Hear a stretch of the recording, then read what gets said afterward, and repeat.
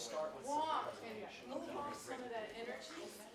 Anybody? I'm walking. And if we need to, if possible, we think it might make it a slightly bit easier when the time comes for moving into groups. If folks were sitting roughly with people who shared their, even if it's just college or school, it might just make things easier and manage our time a little bit better. The idea is we're doing a workshop where actually we can pair up and spend time developing creative assignments. And so we thought that if you're biology and English, it might be harder to find some assignment that would work for both. So, or it could lead to really inventive mashups. So, if you need to find what this SOC, SOC can be back here. Moving around. You are. I'm sorry. Languages and cultures. Okay. So the sound is You coming can be in better. two rows. You mean on the Yeah, okay. but if you guys are moving around. Well, You are. for the first part we can sit. SIS. But it's gonna be a workshop, so there's gonna be people doing groups. John.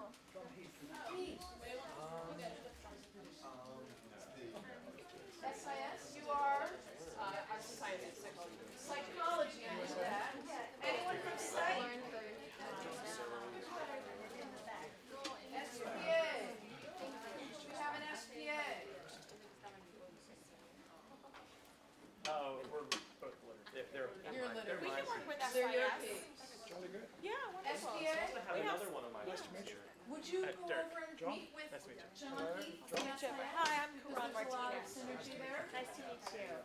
John, I'm sending you an SPA. Oh, okay. He's That was coming. short-lived. No, Or you're sending him to us? no, I'm sending him to John and Okay. SAS.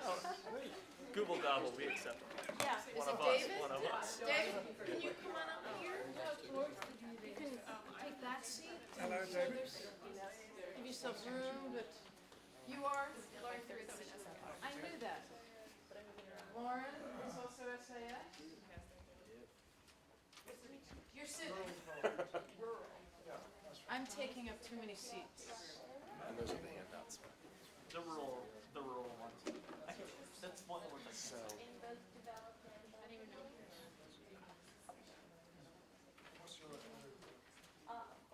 Oh, I have to, wait, who's the computer person? Who's my techie? My SAS techie? here we go. Your name? I'm Nikki. Hi, Nikki. I'm the session facilitator. Awesome. Okay. So while we get some of the technology sorted out, let me just introduce us and explain a little bit about what we're going to be doing in this session. As you know, it's a workshop session rather than just a presentation. For starters, I'm Chuck Cox. I teach in the college writing program in CAS, and my colleague is Betsy Cohn of SIS. And what we're going to do is we'll say a few words at the beginning about the rationale behind the panel, some of the ideas we want to explore and offer. We're each going to share one of our own creative assignments that we've used in our classes just to build on the theoretical side of it. And then the main event is to break you into groups, which is part of why we wanted you to sit with more similarly disciplined people, to do some brainstorming of possible new assignments that you could use for your own classes. And then come back together as a full body to share some of the, not only the ideas you came up with, but some of the questions and considerations that arose as you talked about it, and see what kinds of insights we gain from that. We also have a couple of documents that, most of which are available up on Blackboard, and one of them is a list of assignments. So we're only going to tell you about one of each of ours, but we have a whole bunch from various departments, as well as some resources around the campus that can help you with developing creative assignments and injecting new ideas into your teaching. And as well as some of the actual assignments themselves that we're describing. The prompt sheets will be up on Blackboard as well. In fact, already are. So,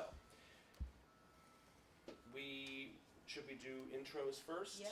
Okay, so even though we're a large group, we thought we could have folks just introduce introduce themselves, and since you're already arranged roughly by teaching unit, we thought as a way of further drawing some distinctions that might be useful, if people could tell us their name, and on a scale of 1 to 10, with 1 being least comfortable, 10 being most comfortable, how comfortable are you with injecting creative assignments? Are you, if you're closer to the 9, 8, 9, 10 side of the spectrum, you're someone who uses creative assignments regularly, thinks outside the box with your assignments. If you've never done it before or only just sort of getting used to it, maybe you're at the 1-2 level. That way we might be able to pair up people with similar experience or comfort levels when the time comes. So I've already told you I'm Chuck Cox, and I would, on that scale, rate myself at about a 9. I try to keep things wacky in my class to keep the interest going. And I'm Betsy Cohn from SIS, and I would say I'm a 10. So, At least in terms of creative assignments. I'm so happy we're led by 9s and 10s. It would have been scary if you'd said you were 2s and 3s. So that's awesome. Karan Martinez, I'm in the college writing program, and I would say I'm probably more like a 7, and so hoping to boost my numbers by being here. Derek Tokas, also in the college writing program. It's my 3rd semester, so I'm actually not sure what the box entirely is and which of my assignments are normalish and which ones are just kind of out there. So pick whatever number you like for that. Okay. I'm Daniel Dreisbach. I'm in SPA, and I would probably be about a 6. John Heath, SAS 5, aspiring to be 10. Lauren Caruth. I'm an SAS, but I'm a medical anthropologist, and so I would say 5 or 6. Ben Gunter in the economics department, probably go around 5. Carmen, 1 languages and literature, only 3. The lowest. Consuelo Hernandez, world languages and cultures. I think I am about 8, 9. Julia Snyder, also world languages and cultures. I think my comfort level is like 7 or 8, but how much I actually do it is like 2 or 3. I'm Soraya Rodriguez in the chemistry department.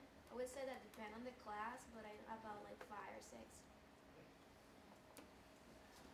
I'm Jolynn Gardner in the Department of Health Studies.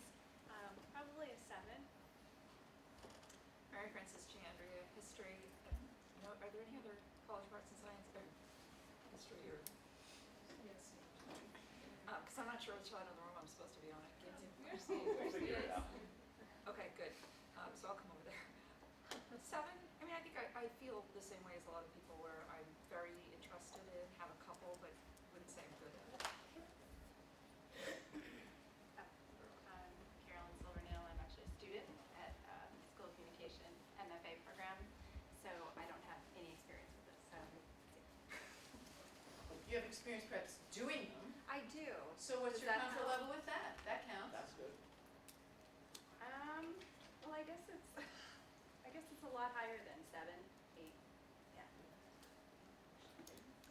No, Lauren McGrath. I'm in the School of Education. I think my comfort is higher than my implementation. So my comfort is something like an 8. My implementation is probably 5 or 6. My name's Joan Cummins. I'm in the history department, but my teaching work is in the theater department, and I am probably at an 8. My name is Mike Knoxon. I'm also a student MFA candidate, and I'd say my comfort is 9 getting that, and hopefully I'll send that back eventually. So. I'm Rafi. I'm an MFA graduate student, and I'd say my comfort level is about a 9. But I get graded down if it's not creative enough. So, yeah.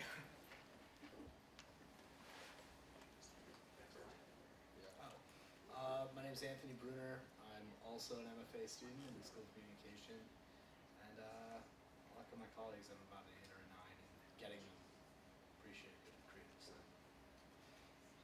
Sam Sheeline, same deal, MFA candidate in SOC, and I love getting creative assignments. I've done a little bit of teaching outside FAU, and I found it tough to teach truly creative assignments. So definitely the teaching number is a lot lower than the receiving. I'm Michelle Hernandez. I'm also a student in the MFA program. Getting the assignments, I'd say about an 8 or a 9. I'm Samantha Hogan. I'm a master's student in SOC, but I'm helping with a research course for freshmen. So I personally am very comfortable with maybe like an 8 or a 9 with getting them, but helping students find their own creativity within a research project, probably like a 2.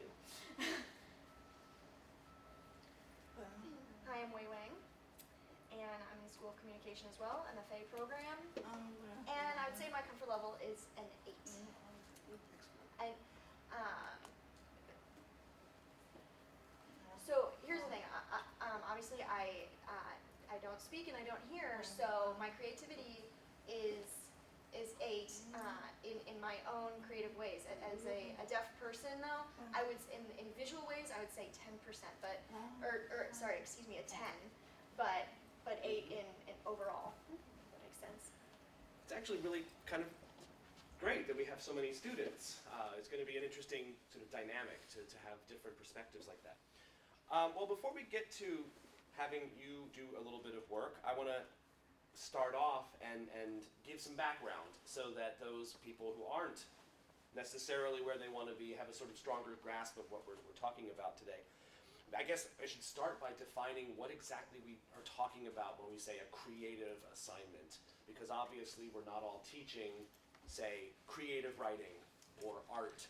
That the places that are traditionally considered creative, I always kind of bridle at that distinction because I think all writing is creative, all intellectual work is creative when it's done well. But what we specifically are talking about in this session are assignments that sort of meet one of 2 broad criteria. Either assignments that kind of break free of traditional conventional genres and forms, the research paper, the policy brief, the individual presentation, the sort of standard genres that we see more often. For example, videos, blogs, or even things like literary journalism, sort of writing forms that are not typically taught in the academic classroom. Conversely, a creative assignment can be one that is traditional in form, but takes a creative approach to that form, whether through the topic or the way that it's the process of getting to that form. For example, many of my colleagues and I in the writing program, because we are teaching students from all across the university, we are finding ourselves trying to teach the skills without focusing too much on a content area because we are touching students from all over the campus. So some of us have started using a traditional research essay, but with a pop culture topic. So students are taking something that's very new and current and familiar to them, but bringing it into a scholarly research situation. So it looks traditional, but the topic and the way they get there is atypical. So we're interested in both of those sorts of approaches, whether it looks like something entirely different, or whether it looks the same but has taken a different route to get there. So why is, I guess, the next question. Why would you want to use creative assignments? And there are a lot of reasons why taking a more creative approach can be beneficial in a lot of different courses and a lot of different disciplines. Obviously, you want to encourage students to demonstrate skills and knowledge with any assignment. Sometimes a creative assignment is more apt at fulfilling that goal than a traditional assignment. Perhaps there's a way of thinking or a way of writing that you want to encourage that isn't necessarily captured by an existing genre, that really requires an inventive new way of executing it. Maybe you see a lack or a problem in students' capabilities in a traditional assignment, and that might be solvable with a more creative approach. You also can challenge students. We see a lot of complacency in students. They like to go with what's safe and comfortable and familiar. And so giving them something creative shakes them up a little bit and makes them sort of think about things from a new angle. It can also shake up a class, an entire class. If you have a class that gets a bit complacent, they start phoning it in. They're not really engaged. Switching things up with a creative assignment can re-energize the classroom, can get them back. Or the opposite end of the spectrum. Maybe you have a really sharp class, a lot of motivated students who really want to be pushed. this can be a way to give them that extra push, to tap into that energy. It can also, on a more practical note, be a way to try to minimize plagiarism. If your assignment is utterly unique to your class, there's little chance they'll be able to buy a paper from the internet or use something they've written for another class. Likewise, it can add interest and variety to a course. If you've been teaching the same course for years and it's a little stale, maybe you can jazz it up with a new approach to a new assignment. Creative assignments are not just good for them, they're good for us too. And it can also push us. Sometimes we as teachers get complacent with our own methods and our own ways of thinking. Tackling a creative assignment may be a great way to push us into new territory, make us think about it. And one of the things that does is also forces us to think about why we value what we value. What is it that I want students to learn? How can I get them there? That mental exercise can really be useful in clarifying your own pedagogy for yourself as a teacher, which can only make you a better teacher, I think. So those are some of the reasons, and I think they're complex and intertwining, and I think they can really be beneficial on a lot of levels. So, as with anything that's creative, I had a great student years ago who used to wear a backpack he had bought at a museum gift shop that was emblazoned with the logo, "Creativity takes risk." And I love that. I made him hold it up regularly in class. And I think anytime you're doing something creative, there's an element of risk involved. And so also we wanted to talk about some of the challenges that a creative assignment can create and things that you need to consider. The single most important thing that we think is important to remember is that any assignment, but especially a creative assignment, needs to start with the learning objectives. Start with the goals that you want. What do you want students to learn? What do you want them to demonstrate? What skills? What knowledge? Yes, it can be fun, but the fun is in the service of the learning. And that's the single biggest problem I think people sometimes face when they create a creative assignment. There's a nice redundancy. Is that they let themselves get caught up in the whimsy and they forget that there has to be some kind of pedagogical reason for it. And then, as part of that, you need to build that assignment with an eye toward how it fosters the skills. So, starting with the skills. And then, of course, it should be apt for the course itself. It wouldn't do any good if the assignment was outside the kind of domain of the course you're teaching. At the student level, you really need to make that intellectual value explicit. They need to know why they're doing something unusual. Some students will resist because they think it's too whimsical or too silly. You need to show those students that, no, this does have an outcome and a value. You'll have students who resist because they don't think of themselves as creative or they don't want to rise to that challenge, but you can show them that, oh no, we're doing this for a very good reason, and it will be of benefit.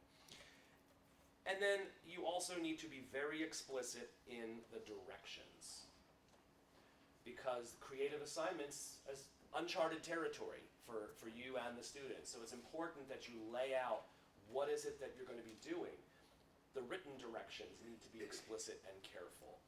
You need to offer a lot more guidance. You can't just assume, oh, it's a research paper, you know how to do that.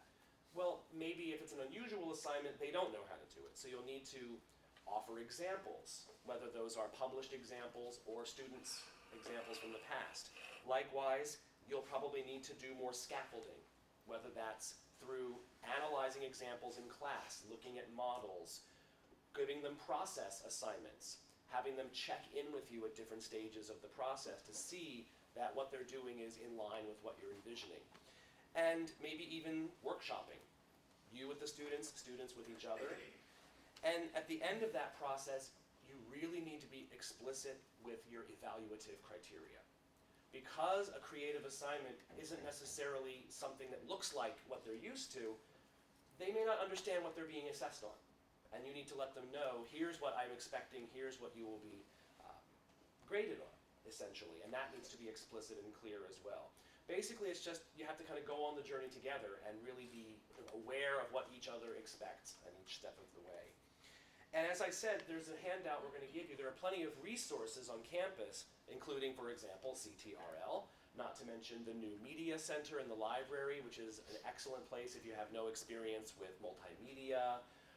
The game lab that we recently added to campus. There are a lot of different resources, and we have a handout up on Blackboard that will guide you to those. So these are some of the considerations and questions. It's a way to approach something in a new way, but as with anything that's new and different, it takes a little bit of extra legwork. But when that legwork pays off, I think it really pays off. Is there anything you wanted to add about the big picture? I wouldn't add anything, no. Okay. So what we're going to do before we break out into groups is each of us would like to share just an example of what we've done as a creative assignment, just to give you something more concrete, and then we'll move into hearing from you and you hearing from each other. So I told you that one motivation for a creative assignment could be a lack or a need, something you're noticing students aren't getting from a conventional assignment. And my colleagues in the writing program will back me on this. One of the hardest things to teach a first-year student when it comes to research is the idea of research as an exploration, research as a search for something, and not, they often come in seeing it as, I come up with a claim and then I hunt down the best evidence to support that predetermined claim. And it winds up closing them off to other points of view, they don't learn anything, they ignore important issues. Or a variation of that is they think, oh, I need to find a few sources that say what I want to say and then piggyback on them. You know, their argument becomes what they said. And so I was thinking about ways to try to shake them out of that. And nothing was working. You know, forcing them to write good research questions, forcing them to find certain kinds of sources. Like, it worked up to a point, but they still couldn't shake this mindset. So with that in mind, I ended up coming up with what I call my speculative argument assignment. And all of the examples of this are up on Blackboard. This is the example of the conventional form with a non-traditional approach. At the end of the process, it looks like a standard research-based, argument-driven paper. But their research question that they started the process with needed to be speculative. That is, it needed to start with the words, what if? They could either imagine an entirely alternative reality. What if JFK hadn't been shot? What if Earth had 2 moons? One of them that was popular among the female students. What if men could get pregnant? Or it could be something that imagined a possible future. What would happen if we developed a way to fully clone a human being? What will happen if we improve drinking water in, sub-Saharan Africa? Like things that are unknown but in the future. And then they had to conduct research to try to answer this question. And then they had to answer the 2 companion questions. It went from what if to then what follows, what are the implications, and most importantly, so what? When we come back to reality, what have we gained from this intellectual exercise of speculating? And it was a fun assignment. It sort of gets them thinking in interesting ways, but the real benefit of it was I took away all of their safety nets. It was almost impossible for them to find a source that answered that what if question. People don't just write like that. And so they had to synthesize. They had to find data, theories, arguments related to the topic. They had to research the reality. They had to research theories and ideas that might help them make that argument. The argument had to be their own, and it had to come out of their exploration of the research.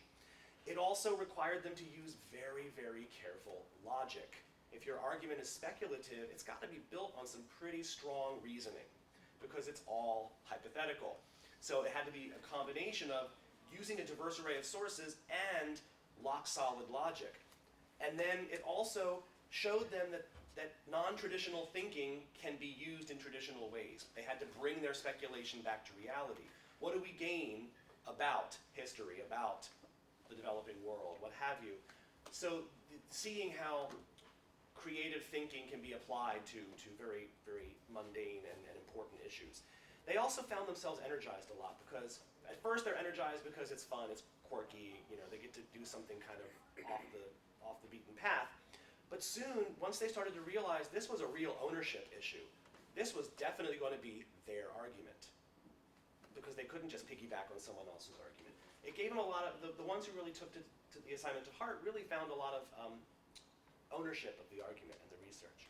So a lot of good came out of it. But it took me a few semesters of working out some bugs. I learned a few things. Like I said, you have to be willing to experiment, and willing to be explicit. They needed a lot of hand-holding when it comes to choosing topics. Not every speculative question is good for research. Some of them are just plain silly. Some of them are so far-fetched there's no way that you could do it. Also, examples. Even though they were writing a traditional research-based argument, they were really unsure of what is this going to look like. And so I was able to find there are some really excellent articles and books about counterfactual history, where historians imagine alternative timelines. Things like this. There are some scientific articles that postulate. Things like that. So we looked at examples. How do other people do this? You also need to guide them away from what I call the black and white trap.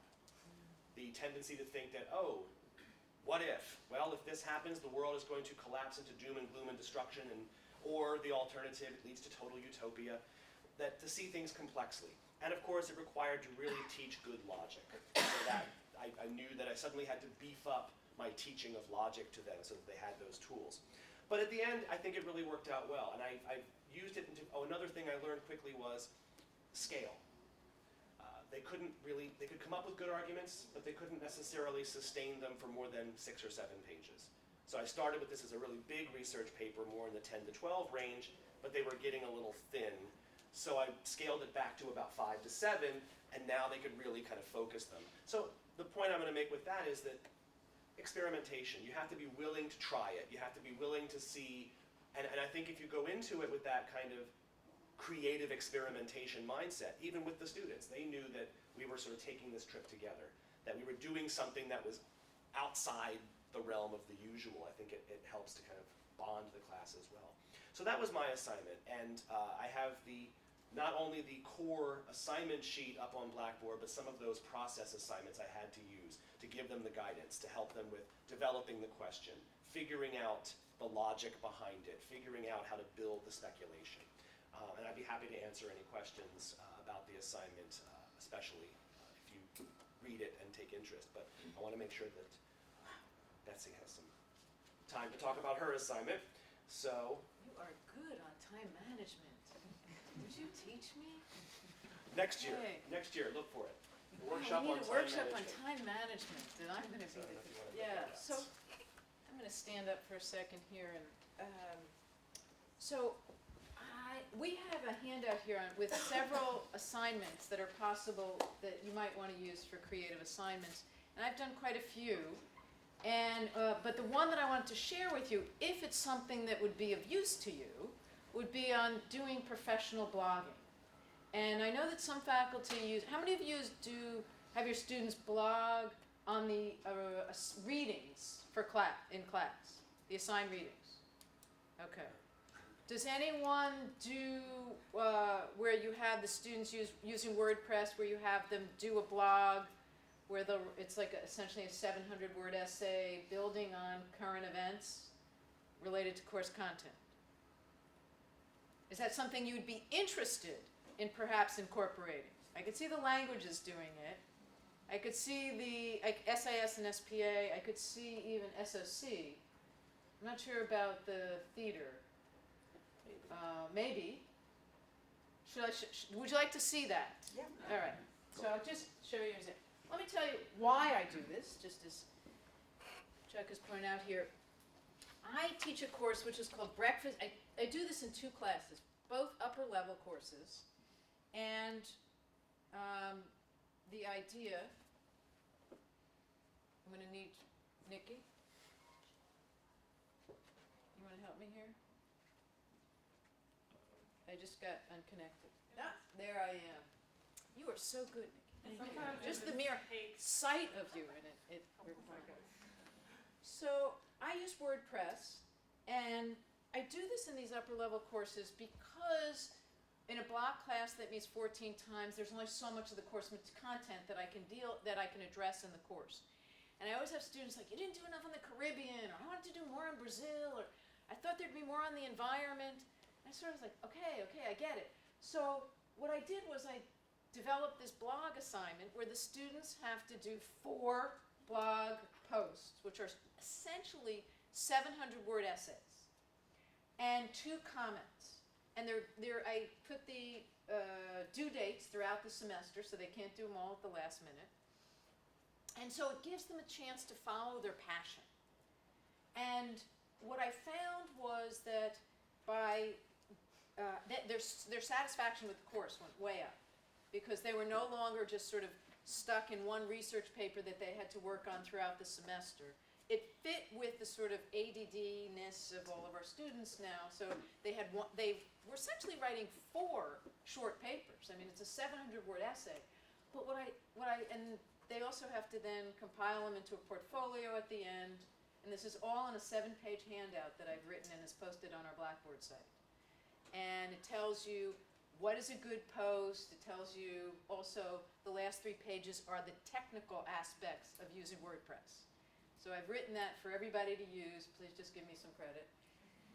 And the last thing they have to do is a concluding essay about the blogs that they read and the assignments, and writing this assignment, writing these blog posts, how that affected their learning. And the one I get over and over, I'm not going to take the time to read them, but what I essentially get over and over is, usually I'm allowed to meander along for 15 to 20 pages to get to my point. This assignment was really hard because I had to do it in 700 words. And you know, my favorite was the student who says, "Let's be real, I hated this assignment." You know. But it was because of that. So this is what the blog looks like on WordPress, and the way that I did it. And it was in part because I had a fabulous graduate assistant, but because I am not even that technologically adept, as you've already seen. But he was so great. Look at this. Every time you click on it, you get a different breakfast in the Americas, bananas, coffee, sugar, and he found all these fabulous images. So you can play with that. And just to give you a sense, so there's the home and explains what the blog is about, or the course. Whoops. Then this is a blog curated. It's only for my students. You could not find this online. It's private. I didn't think that was fair because it's a learning assignment. And so it's not for everybody to see. So it's only for members of the class, and even though it's free using WordPress. And it's available to them on using the Google platform. And then I put the blogging guidelines up there, as I said. So let me just show you, just to give you a sense. So throughout the semester, let's say I'm not so good at math. Anyone from the math department here? But there are 30 students in the class. They have to write 4 blog posts. So you get a lot of blog posts up there, plus the comments. And so it's very important that that after the first paragraph, that it, see, that kid didn't do that. I left that there on purpose. See, because if you didn't have the first, there's a little thing you have to do, a little button to push so that you hide the rest of it so that you only get the first paragraph. It's all in my handout for the students and for you. And so this just gives you a sense. It goes on and on and on. These are all the articles my students wrote all semester on all these different topics. So that's really unwieldy to try and figure out so let's just say we wanted to read just about economic development. Because the students, maybe they're interested in economic development, and so they'll first read on the blog what's already been written. And so they read about, now it all depends on whether the student has properly categorized and tagged the article, which you have to teach them, and it's all in my handout. And so those are all in economic development. But then we can look to the right. There's also this way where the size of the words up here correlate with the number of articles. So the more times Mexico, say Mexico, students wanted to write a lot about Mexico. And so I can get to only the articles that are just about Mexico. I even left the misspellings there. That should be heroin. But that's all right. So, but then I want to maybe just see what one student had to write. So I just want to see what Elise, who, by the way, got internship writing a blog for an NGO based on the fact that she had learned this in one of my classes and took a second class. So she was able to use the skill to actually get an unpaid position, but it was better than working at 2 Amy's, which is where she was the rest of the time. And so let me just give you a sense now. I click on here, and I'm teaching about immigration, U.S. immigration policy. Elise comes up with this fantastic article that she writes about, I had no idea, the United States government had a program to target through the media, through the radio in Central America to keep the migrants from coming to the United States. And she found this by doing all this research because she was sort of interested in so the advantage of this assignment is it takes students where they are, which is their Googling. But then they have to learn how to make it into a more professional academic assignment, and they can't use any kind of source. They have to learn hyperlinks, which is the equivalent of a footnote. So this is about La Bestia. And we can skip the ad and find out that this is this song that the U.S. government wrote, or had written, and was appearing all over the radio in Central America to tell the immigrants not to come to the United States on this train because it was dangerous. I didn't include that in my curriculum, but the fact that she did was so fantastic. I didn't hook up the sound, but so that's just one hyperlink. And that's just one of the many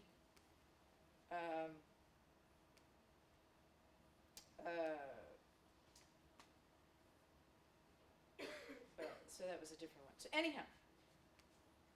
And you let everyone just pick their own topic? And yeah, so I'm going to stop here on the blog itself, because I gave you a sense of it. What it does is allow the students to pick their own topics. It allows them, and it forces them to choose one point that they want to develop in 700 words. And then it forces them to find the evidence through the hyperlinks to support the arguments that they make. So the structure I lay out is essentially what they learned was the 5-paragraph essay, but it really forces them into one point, and that they get to follow their passion, and I let them do whatever they want. But I would say, if initially I made them pick 2 categories, let's say, U.S. foreign policy and immigration, but then I just said let them do whatever they want. Questions on it? Does it work as well for graduates as undergraduates? I would raise the bar. Think about as a graduate student.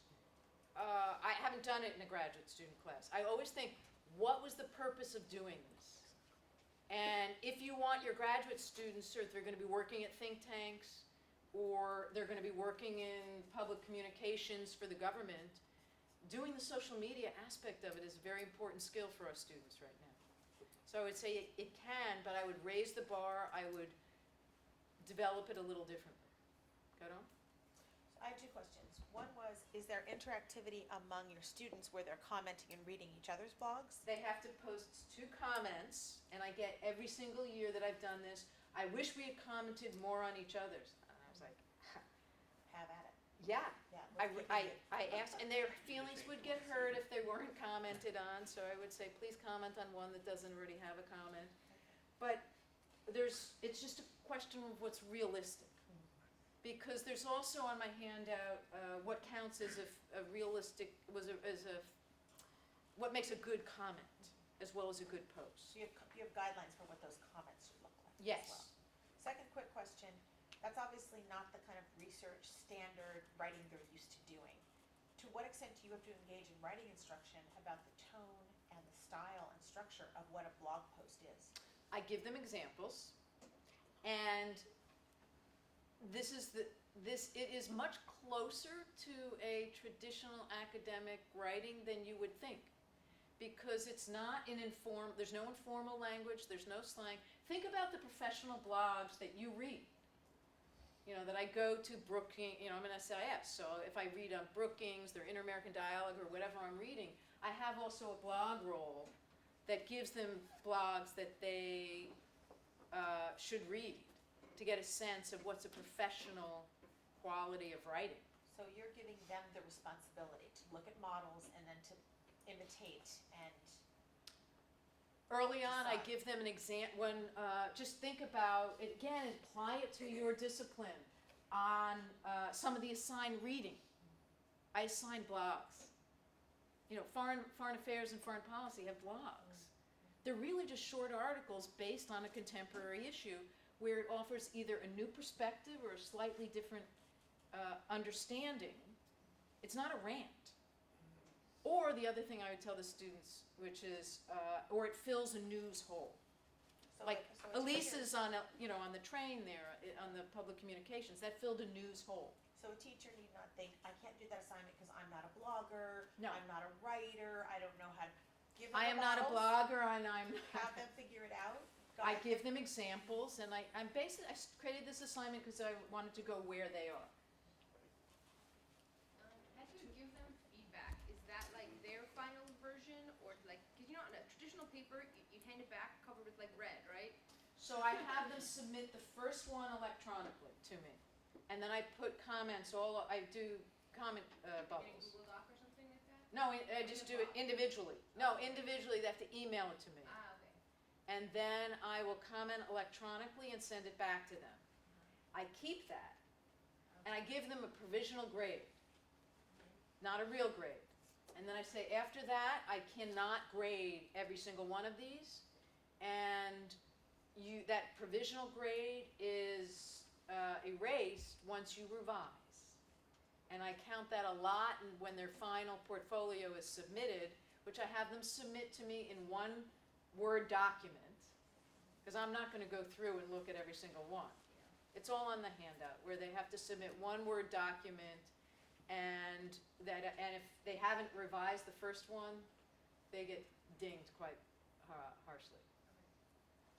So you talked about providing models for the students with these assignments, and Chuck, you mentioned having specific criteria for grading. Yeah. And I wonder how many of these lessons actually apply to traditional assignments as well, or what we in the academy now think of as a traditional assignment. Because starting grad school, not too many years ago, the first assignment I had was do a close reading of a section from this novel. And to me, a close reading was an assignment I'd never done before. I was not familiar with the genre. Had never seen anything, and that whereas I read blogs all the time, so that's not an unfamiliar thing to me. And sort of how, would it make sense to treat traditional assignments almost in the same way? I mean, I think that it's all genre awareness and audience awareness, as well as I think that's part of the explicitness that you need to have when you use a creative assignment. I think, obviously for my assignment that I described, the end product is very much a sort of, it looks like, with an MLA works cited page and citations and all that sort of thing. But others that I've done don't look much. I think part of the written guidelines, and when you talk about it and when you assess it, is to sort of make clear how this is transferable. That's something I probably should have highlighted more strongly in the introduction, is that just as you need to be clear, what am I expecting? What are the steps? What's the value of this? How is this useful in other contexts? And I told you that the reason I did my speculative essay was students had this tendency to do the research in this really limited way. I told them that too. I was very open with, here's why we're doing this assignment. It's not just because it's fun and interesting and cool, although it is. It's stretching your minds in ways that I think need to be stretched, so that when you come back to doing a traditional research question, you know that you're not looking for the magic bullet source that's going to give you all the answers. You're constructing an argument from multiple places.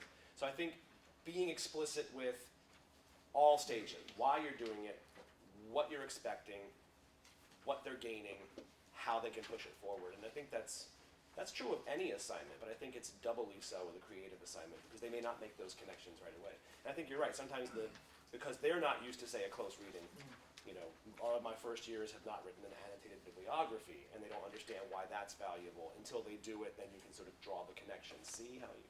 Yeah. So I think it is a lot of there's a lot of scaffolding and a lot of peeling back the curtain on the Wizard of Oz to sort of let them know why you're doing what you're doing. It's all part of explicit teaching, like making sure they understand that every step of the way there's no mystification. So there's another question, and then we want to break up, if that's okay, into pairs so you could talk. Well, go on. Just a quick one for you, Betsy. So are those 4 blogs related to one another in a sense of a, so I guess No. what I'm saying is I'm teaching a Vikings course and they have a research paper. I would love to do something different because I'm really tired of Viking women had a rough papers now. So could they do this? This is in lieu of a research paper. Right. So, Absolutely. but the points are, And you're making separate points though, right? they're writing on 4 different topics. I mean, it depends on what your course is about. Yeah, I think. This is I did print out a few copies of my blogging guidelines. Does anyone want to see it? I think you could easily set it up where they pick a broad topic area and then write 4 posts that are somehow under that umbrella but distinct from each other. I think that'd be really interesting. But do I not care that they build an argument, I guess is what I'm, you know what I'm saying, that traditionally in a Oh, I see research what you paper, mean. they build an argument. No. In one blog post, they build an argument about, but it has to be really narrow. Right. And that's a big mistake. It's the most common mistake students make is they want to sort of broaden it. Right. But this is what every single student says to me is this has helped them in writing their bigger research Yeah, I papers. can see where. Because you have to pick one point and develop it They go deep and to go rather deep. than wide. And so they really learn writing. It's essentially a 700-word essay. Yeah. And I'd be happy to show you some examples. I didn't want to do that without the student's permission, but I'd be happy to show. And I can't add you to the blog because it's their work. Does anyone else want a copy?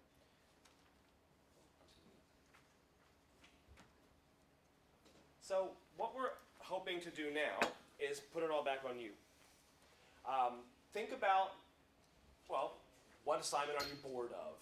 What assignments are giving you trouble? What teaching needs are not getting met by whatever it is that you're doing? Or what do you want to try different? And think about the needs, think about the kind of difficulties, and then how can maybe one of these, either something that's inspired by the list or something completely different.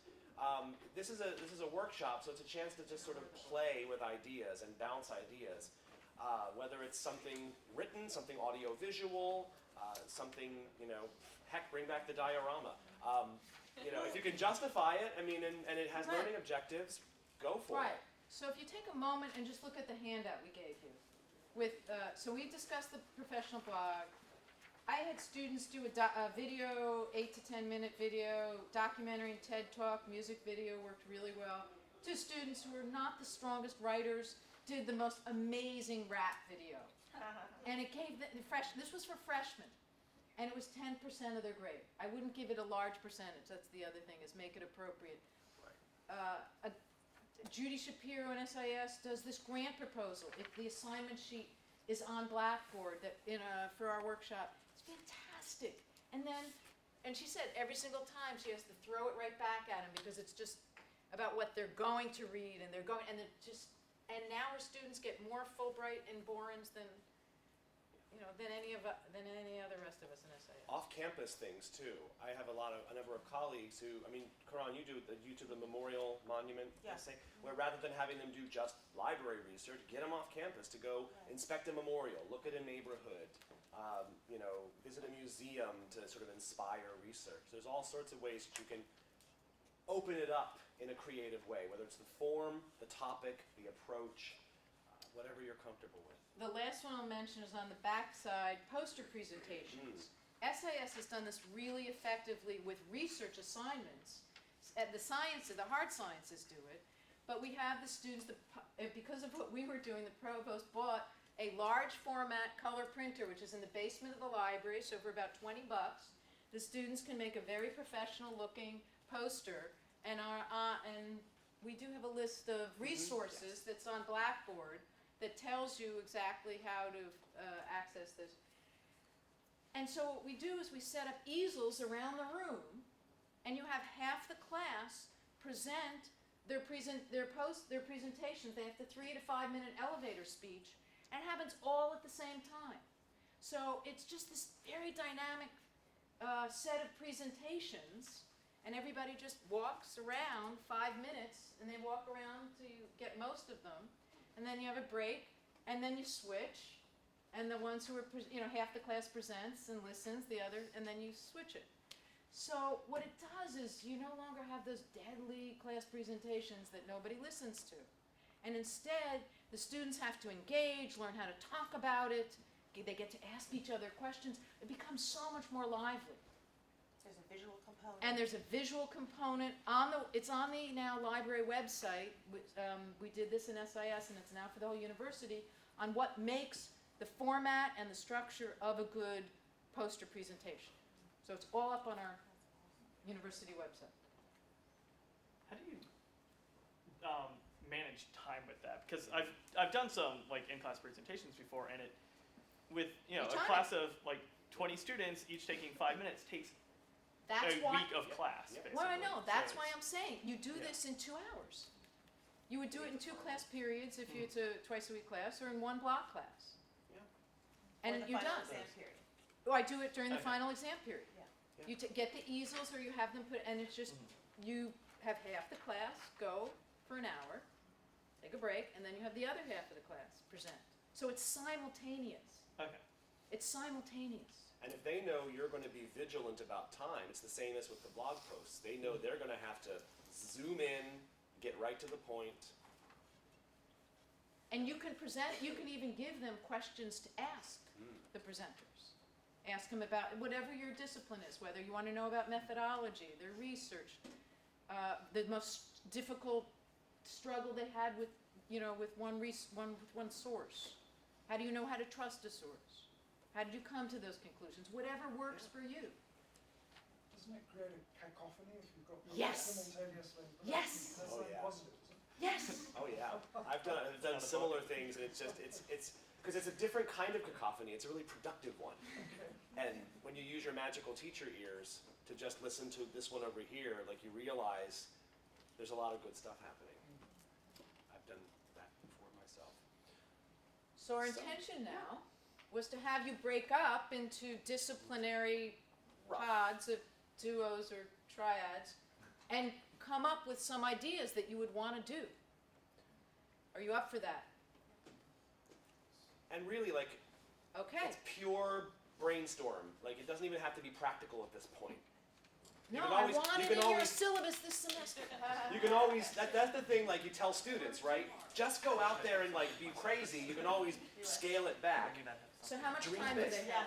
When are we done? When are we done? 3:40, oh, yikes. So you have 10 minutes, and then we'll come back together and share concerns or, okay? 10 minutes? That sounds good. Well, 10 minutes. And we want exciting things.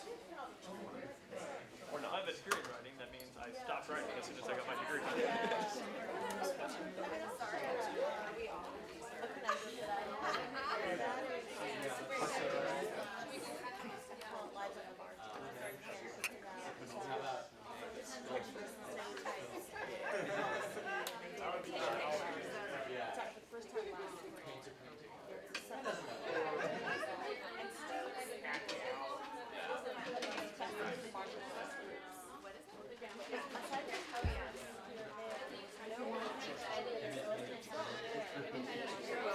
We know each other very well.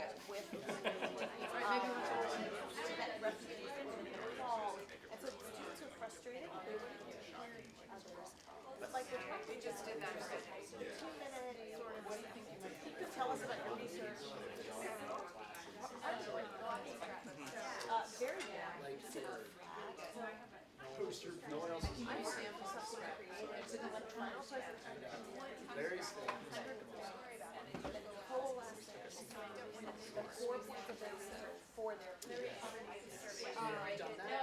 Right, because we did short presentations at Jeffrey Bennett's transnational film class, and they're only like 10 minutes each, which is not terribly long, but by the fifth one, the entire class is asleep, and so I've tried in a previous class having the presentations sort of like spaced out, where we'll just do like 2 people at the beginning of each class, but then you get very different levels of development through. Like some people, I actually did them at the very beginning of the semester where they were, it was the second semester writing class, so they had some of the background stuff, but just like reading some of their writing. Yeah. But spreading stuff out creates that other problem of not everybody's going to be at the same point when they give their presentations. Coming back to teaching for years, come out of an organisation death by PowerPoint. I get my first PowerPoint number 10. I want to try and just get away from that. I wonder when you play with storytelling and stuff. That would be so that we frame create a story which operates at 2 levels, top and underneath. That's right. I wonder if you had an experience with that sort of thing. Power of stories. I did a feature article with my advanced. And I want to just and a feature kind of talks about NFL violence in Twitter. And kind of assignment is called, but what is it really about? And so students talking about NFL and violence and ends up looking at top students theories did really about well, gender and then the rest sort of just, it was tedious and they Googled and it was sort of, even with tell a story. familiar, it sort of fell apart because it was too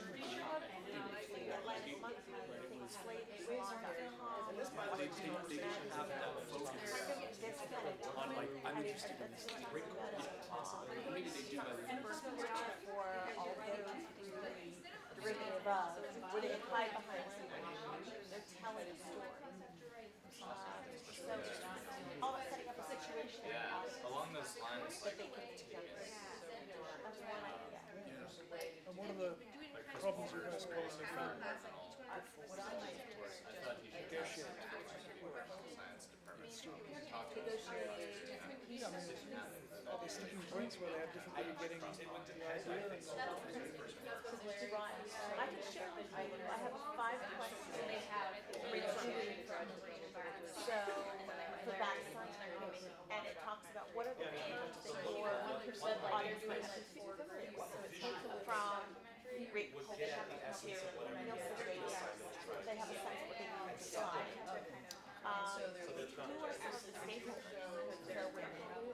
So I really like the idea that you do the what if scenario, like kind of have them jump in. So in that way, the negotiation happens around them thinking of ideas that they have. So they can divide the work to create solve that. I started to sign conventional, some research papers some years ago, probably more over concerns about plagiarism and internet. So even when I do have something that looks like a conventional paper, I have a lot of sort of like hoops that they have to jump through every part of them. I teach a lot of constitutional law, so I'll have them go to a text in the Constitution. I'll have them go to the Constitutional Convention, the transcripts of the Constitution, whatever you have, and sort of say what was the discussion of how have courts interpreted this language. So there are probably 5 or 6 very specific things. It doesn't foreclose them developing an argument, which is what I want them to do. But there's certain things they have to do along the path to get to. Process assignments cut down on plagiarism, but I like the idea. Like where you turn in an annotated bibliography early on, it's really hard to then go buy a paper off the internet or something that's going to match up with all the other stuff. And you've done the work, so there's less to plagiarize because you're no longer waiting for the last minute. So I think, those types of things where you're picking out individual pieces of the process. In this case, it sounds more like the process of learning the stuff rather than writing the paper. Well, I wanted to use different kinds of resources. Is one thing that I want them to be all work together as a whole. Because otherwise, I found courses that report and then everybody works on. And I was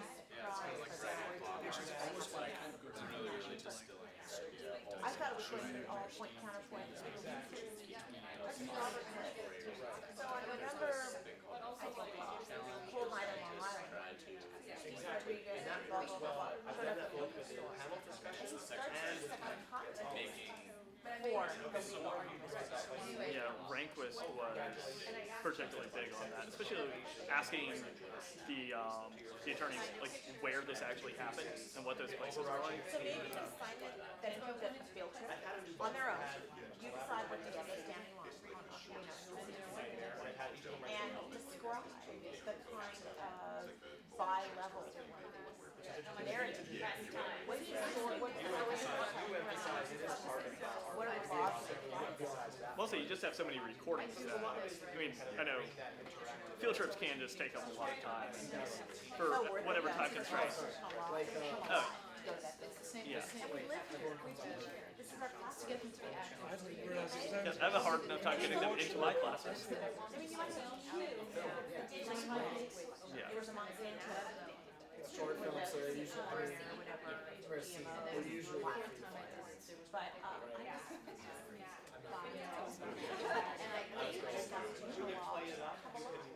why? When I did the panel discussions, I actually created a program. Or using that structure in these interviews. Use a case study or an example to make this constitution.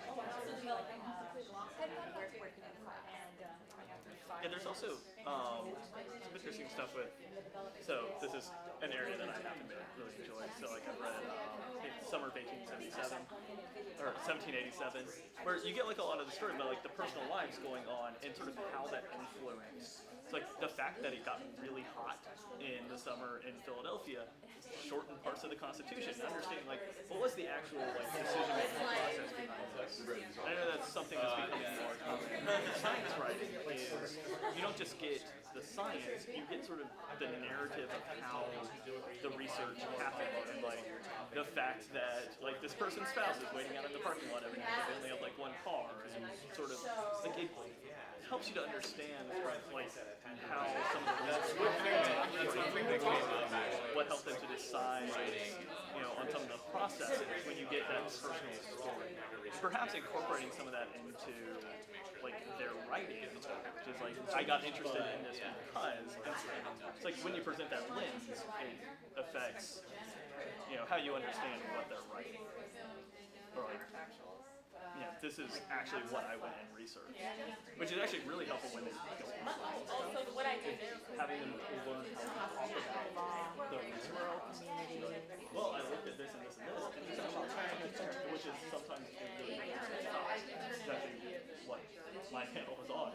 We were looking at stuff. So a lot of talk was. Yeah, we do a lot of that. Establishing the research process. How to inject a more kind of narrative or storytelling aspect into research papers? That's a good one. I mean, there's a lot of ways you can do that. Everything from picking a specific case study that becomes the kind of backbone of the piece that unites it all. I actually got years ago, I hadn't thought about this assignment in years, I should put it up on the site, where they had to do, the course theme was communities. What they had to do was, they could take one of two options. Either choose, find 3 people who are members or consider themselves members of the same community. We were defining that really broadly. So I had one student who wrote about, he was Jewish, and he interviewed an Orthodox, a Reform, and a conservative Jew to sort of get with all sorts of different questions about their experiences. And then you do background research, but the interviews and these individual stories become woven into the more traditional research. Or they could pick one person with multiple interesting community memberships and interview them for what does it mean. I had a student an African American student, whose brother was a Marine. I forget what the third community membership was. So being a black military service person, Muslim or something? maybe. Yeah. And so like, how does that inform your life? And then research. They could do research before the interviews. so you're informed on what to ask the people, and then follow-up research on issues that arose during the interview. Then the interview, the argument was, how does this individual or these individuals' experiences complicate an understanding of the topic? Yeah, that's something that I would like to talk to my students about. Also is write how out from certain there's viewpoints, a lot of like the intuition with academic writing is often to like lean towards statistics and hard facts. So if you want to talk about like the damage from Hurricane Katrina, so X number of houses destroyed, so many billions of dollars of damage.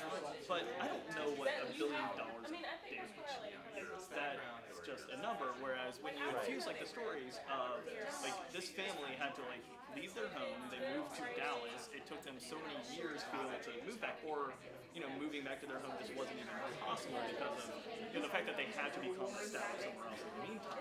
Like, well, now I can extrapolate to that happening to 100,000. Whereas if you just tell me 100,000 people lost their homes, I don't fully understand what that is because I haven't had it close enough. And building in that narrative and that storytelling actually serves a purpose to give meaning to larger facts. It helps them navigate general and specific switches and arguments and build up. There are a lot of ways you could do it. You could have them interview, you can have them, we have a colleague, Jocelyn, who does this brilliant research assignment where it's based on a book they read, where she has them choose a family story from their own family experience and apply a specific research-based lens to that story. So I forget one of the examples she uses. So for example, if your grandmother always tells that story of how they immigrated from Russia and yada yada yada, well, what happens when you put your grandmother's experience into the context of historical migratory movements? Or what happens when you look at the psychology of migrants? Or what happens when you look at... That's a jumping off point. Right. That goes deeper into research and society. And then you can weave your family story into your bigger research. Okay, we have 6 minutes. Yikes.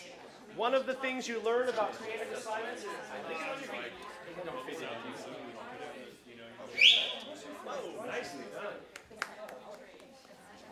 All right, so what do we want to do? We don't have time to hear everything, but maybe if your group had 1 or 2 like knockout ideas, or even just the beginnings of ideas. Obviously, we're not expecting a fully formed assignment with all the trimmings, but if you had like a kernel of an interesting new idea, share. Or conversely, a particular issue or question that you found yourself.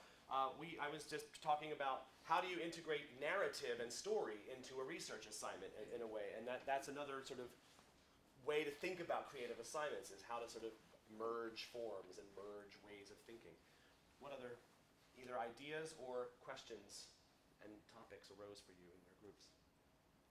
Let's start with one idea before we get, at least, There you before we get to questions. I know there's always questions. Someone, go on, give us a great idea. Can I ask a question? No. Just say it. I meant questions they don't ask. No, one really good idea. Or mediocre. I want a mediocre idea. Yes. There we go. For languages, I think a good idea is to, when they have some readings, to make them recreate that reading from a different perspective. So I think it's a very creative exercise. And the other one that I apply in my classes is, instead of giving a midterm, traditional midterm, it's a creative exercise. They have to use different characters from the different readings and create their own dialogue, a short story, whatever. But they have to know the content of the readings, they have to know the characters, but they don't have to throw up the information that is in the book. A skit, I can absolutely see in the languages. Just have them do a skit. You take on the role of each reading. And Yeah. What else? So with the first one, where you have them address the reading from a different perspective, why? What's the learning objective there? This is a creative writing in Spanish. So I give a short story, let's say one short story about whatever. So there is could be written from the first person perspective, or could be So it's to teach the creative writing. So they have to rewrite that short story from another point of view. Great. But also to change from first to maybe third person. Yeah, to work with Oh, so to work there's with the grammatical perspective. knowledge. So, so as long as there's a reason, because otherwise it seems like busy work. No, All right. it's not a Or busy wheels. work. No, It's to- there's a reason. Now I get the reason. That's the. And any other great idea? We didn't really talk about this in my group, but something that I am interested in doing more of is when I am trying to explain like an economic situation to students in this program that I work with, that's sort of like a hybrid history theater program. I will run a simulation with them using like Jolly Ranchers or Hershey Kisses or something, and they sort of, you know, if you have to be the king and I say, okay, you owe me 3 Hershey Kisses because there's a war on, and then he like runs out of Jolly Ranchers and he's like, oh, now I understand what's happening and why it's a problem that the king doesn't have any money. Great. Simulations and playing out roles. Yeah. Role playing is really great. The game And lab then would be they, yeah, a great and place then they to- get to eat it, and they're then they like, get to eat it. "Oh, this is great." Yes. Projects that are edible. I like to have students seek out experts on the campus for interviews. Do we have a sense of if people appreciate that or if that's a problem? I don't know.